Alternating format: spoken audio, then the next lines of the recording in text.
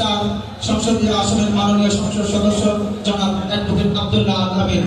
আমি আজকের এই অনুষ্ঠানে প্রধান মেহমানের বক্তব্য পেশ করার জন্য মাননীয় সংসদ সদস্য অ্যাডভোকেট আব্দুল্লাহ আল আমিনকে অনুরোধ করছি।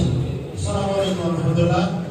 তাদের আগ মুহূর্ত এখন তো বেশি কথা বলার কিছু নাই, আমরা দোয়া করব।